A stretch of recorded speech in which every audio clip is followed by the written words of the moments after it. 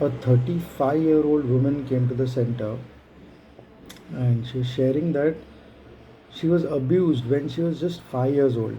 And she had held on to a lot of resentment, a lot of bitterness, and a lot of anger and frustration all her life. So for 30 years, she had held on to that one terrible incident in her life. And she couldn't trust anyone. She had decided never to get married. She even felt betrayed by her parents because she thought that how could her parents allow such a terrible person to be alone with her. Then she learned meditation, and after she learned meditation, she experienced a very deep level of peace, a very deep level of calm and silence, so much so that she was very easily able to forgive not that person but herself. So she says that forgiving means what? To forgive, to forego, to let go of all the negative energy that you are experiencing, that you are generating, not even experiencing. So you are experiencing it because you are generating it, right? So she let go of this negative energy. So she forgave herself. And can she forgive the other person? Maybe yes, maybe no. But she used to say that the only thing that would come to her over and over again is, why me? What did I do? Why did I have to go through this suffering? For 30 years of my life, why me, why me? And there is no good answer to that, but there is a slight clue in the Bhagavad Gita. So Krishna tells Arjun, when Arjun is very distressed looking at all of the warriors and all of the kings and the princes and all of his cousins in the battlefield of Kurukshetra, Krishna says, Nat vevaham jatu nasam, nat tvam neme janadhipaha, na chaiva na bhavishyama, sarve vayam atah param. So, natvevaham jatu nasam natvam neme janadhipaha. So, neither I nor you nor all these warriors neme janadhipa nachaiva na bhavishyama sarve vayamata param. So, there was never a time when I, you, or all of these warriors did not exist. Natvevaham jatu nasam. Natvevaham jatu nasam. Natvam neme janadhipaha. I, you, or all of these warriors, there was never a time when we did not exist. Nachaiva na bhavishyama sarve vayamatah param.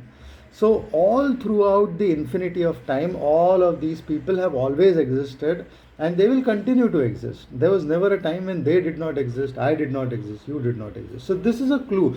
See, we are souls, right? We are a energy form, and so sometimes we entertain very high vibrational positive energy like peace, joy, kindness, happiness, blissfulness, blessings, you know, good energy.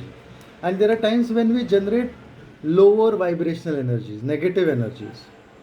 Now, certain things happen with us which we feel these things are unfair. Like, how did this happen to us? So, the clue that Krishna gives is, see, you are an eternal soul. You don't know what you've done in your previous lifetimes. You don't remember that. See, we don't even remember many things what we did in this lifetime. Forget about previous lifetimes, right?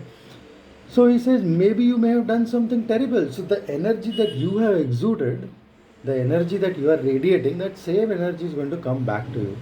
So whatever is coming to you in the form of an energy, and what is this energy? It is thought, speech, and action. Thought is the biggest energy. Thought includes, so karma includes not just what you say, not just what you do, it also includes what you think, what you feel, your emotional energy, your intentions, your decisions, all of that that is going on within you, all of that is your karma, right? Now, if in some previous lifetime you have radiated some very negative karma towards, focus towards a soul, and that soul died before you could sort out the karmic account between you and that soul, then in the next birth that is going to come back to you. Maybe not the next birth, we don't even know when it is going to come back. See, there are certain actions that you take, like let's take for instance, you put your hand in fire, immediately it burns. But if you sow a seed, the plant doesn't come immediately. It takes a lot of time for the plant to come, right?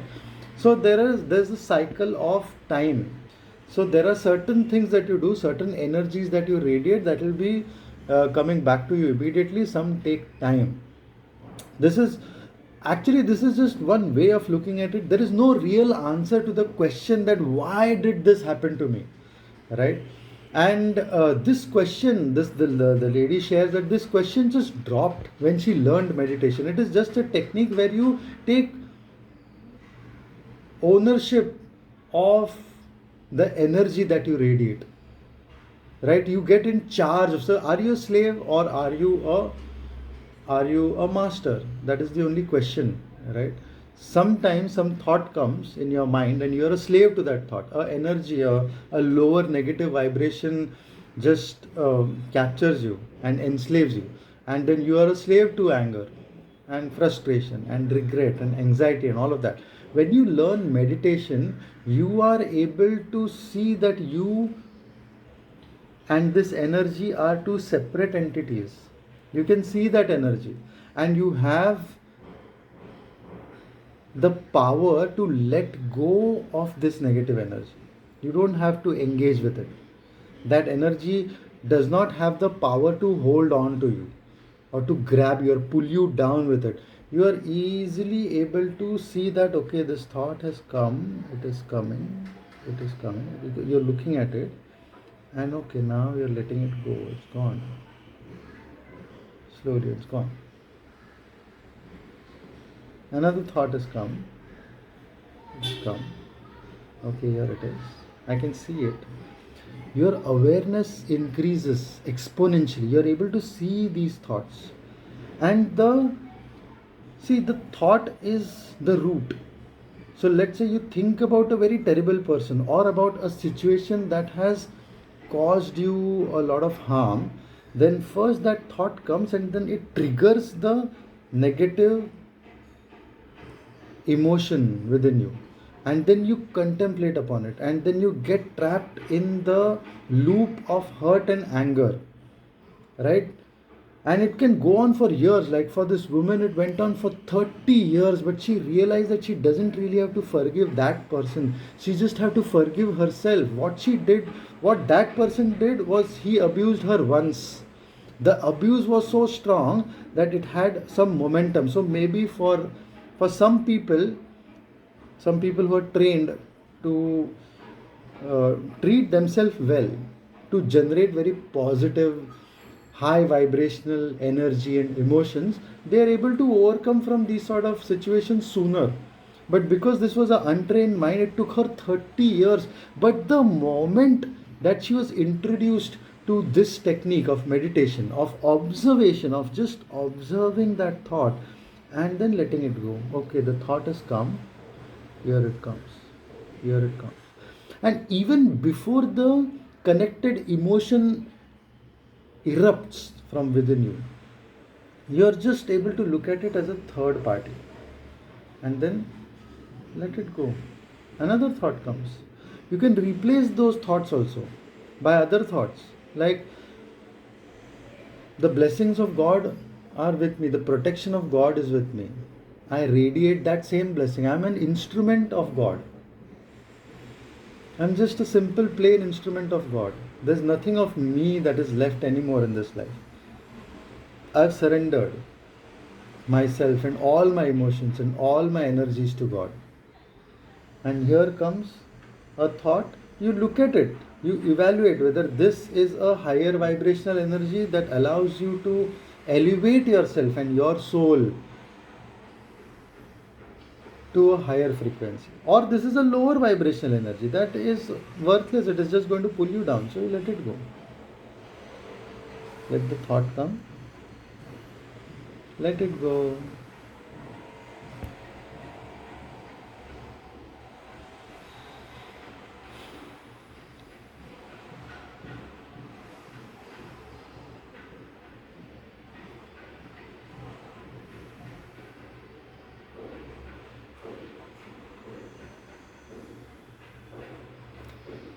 कुछ न कहो, कुछ भी ना कहो. What's there to say? Om Shanti.